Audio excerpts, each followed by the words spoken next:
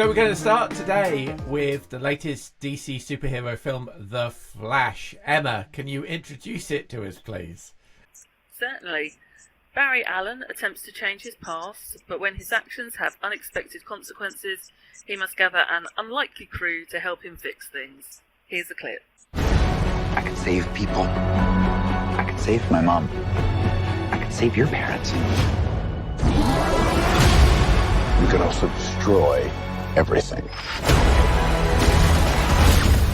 So we'll stay with you, Emma, to start with, because I think you had some views about The Flash. Let's start with you. I did. So, before it came on, I was already certain I was going to hate it. Marvel movies tend to be good, DC shows tend to be good, and the others way around not so much. So, I went in feeling very prejudiced, and I came out having to eat my words because I really did enjoy The Flash immensely. I was also slightly bitter, obviously, that they cancelled the Batgirl film, and I had really wanted to see that one. Alas, not to be. I think one of the things I really loved the most was that very early scene with all the slow motion, the baby shower, and the Flash saving. The baby shower, indeed. I just thought it was hilarious. Really amused me. Loved it. The dubious CGI I found fine in that scene. However, later when we have the Supergirl fight and then everything in the Speed Force, no, I hated it. It's something that always happens in DC films. Yeah, that didn't sit well with me. But there was a lot of nostalgia running through this, and one bit in particular that I don't want to spoil, had me giggling with glee, and I had to explain it to my friend because she didn't know why I was so excited. That could be any of a number of Easter eggs in the film, I think. There was a very, very interesting Easter egg involving someone fighting with a giant spider, which was so infinitely off the geek scale in terms of geek knowledge of the subject matter that you have to admire that they included that. Okay, let's move on from you then to Andy. What did you make of it? Are there any haters in this group, I wonder? No, I loved it. I thought it was a bit too long, but I thought it was good fun. And if I was describing it to somebody, worlds collide in an epic time travel adventure. I really enjoyed seeing certain characters being played by previous people who'd played them before, as it were. I enjoyed the nostalgia element, particularly with the Son of Krypton. I enjoyed the action. I thought the score was terrific. I really enjoyed it. It was just great fun, and spotting the various cameos all added up to it. I thought the score was really good, and I even stayed for the end credit scene, which was okay. So, yeah, I thought this was slightly too long, but maybe that's reflecting my age. But I thought it was really good fun, and I enjoyed watching it, particularly for all the various cameos that showed up. Yes, when the world started colliding.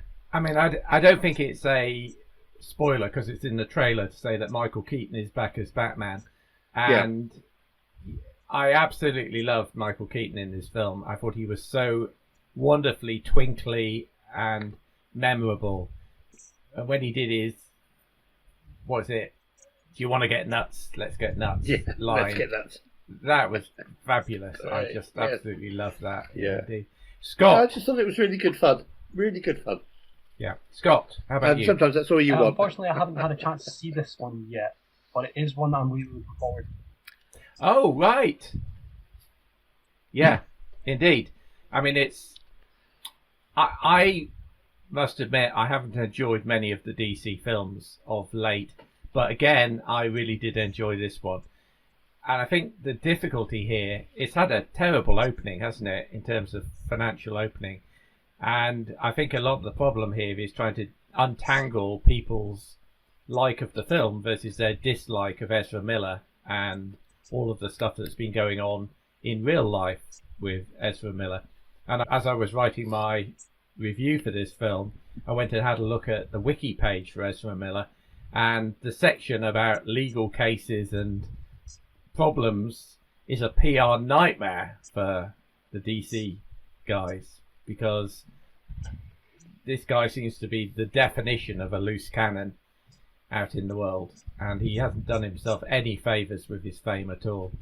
So I think that's the main reason why a lot of people haven't been to see this film, but I went in expecting the worst and was really quite delighted with it. I thought it was, again, over long, but I've sat through a lot of 2.5 hour films which I couldn't wait to end, and this was one where I kind of thought, oh, 2.5 hours, that's gone.